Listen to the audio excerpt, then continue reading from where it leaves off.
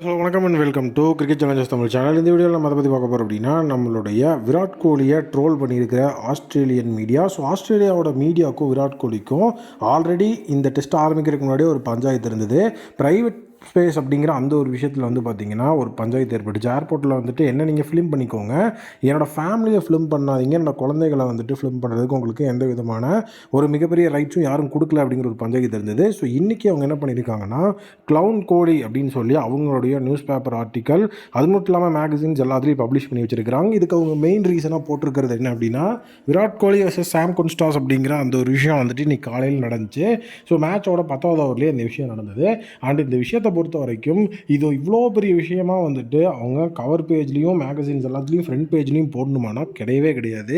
ஏன்னா இப்போ வந்துட்டு அவங்க அதை ஹைலைட் பண்ணியிருக்கிறது எப்படி அப்படின்னா, அவர் வந்துட்டு ஒரு யங் பிளேயர், அண்டர் 19 பிளேயர், அதாவது 19 இயர்ஸுக்கு சின்ன பையனை விராட் கோலி இந்த மாதிரி பண்ணியிருக்கிறாரு அப்படின்னா, பட் அதை சாம் குன்ஸ்டாஸே வந்து பார்த்தீங்க அப்படின்னா ரொம்ப ஸ்போர்ட்டிவாக எடுத்துகிட்டு இது வந்துட்டு கேம் தான், ஏன்னா கேமில் வந்துட்டு எமோஷன்ஸ்க்கு யாருக்கு எப்படி வேணாலும் வந்துட்டு வரும்.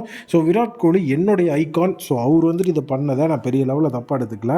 கேமில் இந்த மாதிரி விஷயங்கள் நடக்கும் அப்படிங்கிறத அவரே சொல்லிட்டாரு. இந்த ஸ்டேட்மெண்ட்டை தான் இப்போ நான் உங்களுக்கு காமிச்சிட்ருக்கேன். ஸோ அப்படி அவங்களே, அதாவது வந்துட்டு அந்த இஷ்யூவில் வந்துட்டு ஈடுபட்டது 2 பேர், ஒன்று விராட் கோலி, இன்னொன்று சாம் குன்ஸ்டாஸ். இதில் அவங்களே வந்துட்டு சமாதானையாகி போயிட்டதுக்கப்புறமாவும் ஆஸ்திரேலியாவோட மீடியாவும் மேகசின்ஸில் எல்லாத்துலேயும் போட்டு இப்படி வந்து விராட் கோலியை வந்து அசிங்கப்படுத்தி வச்சுருக்கிறாங்க. சரி, ஓகே, நம்ம இப்படியே வருவோம். விராட் கோலி பண்ணது தப்பு, விராட் கோலி தான் தப்பு பண்ணாருன்னு வச்சுக்கலாம். அப்போது நீங்கள் அந்த இடத்துல என்ன பண்ணியிருக்கணும், உங்கள் பிளேயர் வந்துட்டு இப்போது 19 இயர் ஓல்டு பிளேயர் வந்து பார்த்தீங்கன்னா இந்தியாவுக்கு எகெயின்ஸ்டாக, அதுவும் பும்ராக்கு எகெயின்ஸ்டாகவே பார்த்தீங்கன்னா 6 அடிச்சிருக்கிறாரு. பும்ராவோட வந்து 800 ஓவருக்கு அப்புறம் ஒரு பிளேயர் 6 அடிக்கிறார் அப்படின்னா அது உங்கள் தான். ஸோ பும்ராவோட தொடர்ந்து 2 ஓவராக 14 ரன் 18 ரன் பிரிச்சுட்ருக்கிறாரு. இந்த மாதிரி எவ்வளவோ ரெக்கார்ட்ஸ் பண்ணியிருக்கிறார். ஸோ நீங்கள் வந்துட்டு அப்போ ஒழுங்காக இருந்தீங்கன்னா பாசிட்டிவாக வந்து பார்த்தீங்கன்னா Sam Konstas icon of Australia, future of ஆஸ்திரேலியான்னு உங்களால் ஈஸியாக வந்து அந்த இடத்துல வந்து பார்த்தீங்க அப்படின்னா உங்கள் பிளேயரை பிராண்ட் பண்ணி ப்ரொமோட் பண்ணி கவர் ஃபோட்டோவை கொண்டு வந்திருக்க முடியும். அது எவ்வளவோ ரீச் ஆகிருக்கும்.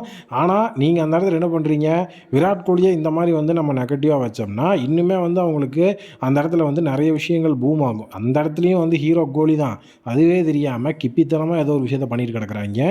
ஸோ இவங்கெல்லாம் வந்து இப்படி பண்ணுறாங்க அப்படின்னா கண்டிப்பாக கோலி பர்ஃபார்ம் பண்ணி அவங்களுக்கு வந்துட்டு வாயில் வந்துட்டு விரல் வைக்கிற மாதிரி விஷயத்த வந்து பண்ணணும். கோலி தான் அதை பண்ணவே மாட்டேங்கிறாரு. செஞ்சுரி அடிக்கணும் அப்படிங்கிற மாதிரி எனக்கும் ஆசை தான். பட் நம்ம செஞ்சுரி அடிக்கணும்னு நிறையா தடவை பேசிகிட்டே இருக்கோம். பட் கோலிகிட்டேருந்து பெரிய லெவலில் பர்ஃபார்மன்ஸே வர மாட்டேங்குது. ஸோ இந்த டெஸ்ட்டில் கோலி ஒரு பெரிய லெவலில் பர்ஃபார்ம் பண்ணி ஆகணும். ஏன்னா இது அவருடைய ஃபார்முக்கு வைக்கப்பட்டிருக்க டெஸ்ட்டு கிடையாது, அவருடைய ஈகோக்கு வைக்கப்பட்டிருக்க டெஸ்ட்டு. அதை கண்டிப்பாக விராட் கோலி வேறு லெவலில் மாற்றி ஆகணும். நீங்கள் என்ன நினைக்கிறீங்க அப்படிங்கிறத கமெண்ட் செக்ஷனில் கமெண்ட் பண்ணுங்கள். ஸோ நெக்ஸ்ட் அப்டேட், ஐபிஎல்லோட ரிட்டையர்மெண்ட் அப்படிங்கிறதுக்கப்புறம் so Virat Kohli South Africa T20 லீகில் கேப்டனாக வந்து விளாட்லாம் அப்படிங்கிற ஒரு விஷயத்த இப்போ ஆலன் டோலார்ட், அவர் யார் அப்படின்னா சவுத் ஆஃப்ரிக்கா T20 லீகோட பிராண்ட் டைரக்டர் ஆஃப் கிரிக்கெட், அவர் இப்போ ஒரு விஷயத்தை சொல்லியிருக்கிறாரு. நான் வந்து எப்போவுமே வந்துட்டு இந்தியாவோட 2 பிளேயர்ஸ் என்னோட SA T20 லீகில் விளாடணும்னு விரும்புகிறேன்.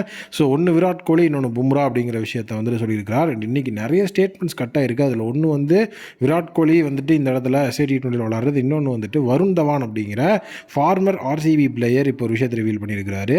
விராட் கோலி அண்ட் RCB இந்த IPL 2025 வின் பண்ணி அந்த க்ளாரி அப்படிங்கிறத வந்துட்டு இந்த தடவை கொண்டு வரணும். இது வரைக்கும் வந்து RCB சாம்பியன்ஷிப்பை வின் பண்ணாமல் இருந்திருக்கலாம். பட் இந்த தடவை நான் ஸ்குவாடை பற்றிலாம் எதுவும் பெருசாக பேச போகிறதில்ல. டீம் அப்படிங்கிறது செம சாலிடாக இருக்குது. ஸோ இந்த தடவை வந்துட்டு நல்ல ஒரு மிகப்பெரிய லெவல் ஆஃப் ஃபைட் அப்படிங்கிறது கொடுத்தோம். நான் வந்து பர்ஃபார்மன்ஸை சொல்லலை, நல்ல ஒரு ஃபைட்டிங் ஸ்பிரிட்டோட எல்லா மேட்ச்லையும் ஃபைட் பண்ணோன்னா கண்டிப்பாக நம்ம ட்ராஃபி வின் பண்ண முடியும். விராட் கோலிக்கு அது கிடைக்கும் அப்படிங்கிற மாதிரி சொல்லியிருக்கிறாரு. ஸோ கண்டிப்பாக வந்துட்டு அவர் சொல்கிற மாதிரி பர்ஃபார்மன்ஸ் அப்படிங்கிறத விட நம்ம ஃபைட் பண்ணி ஆகணும். எந்த மேட்சஸையும் ஃப்ரீயாக விடாமல் ஃபைட் பண்ணால் கண்டிப்பாக நமக்கு ட்ராஃபி கிடைக்கும் தான் நானும் ஃபீல் பண்ணுறேன். நீங்கள் என்ன நினைக்கிறீங்க அப்படிங்கிறத கமெண்ட்டில் சொல்லுங்கள்.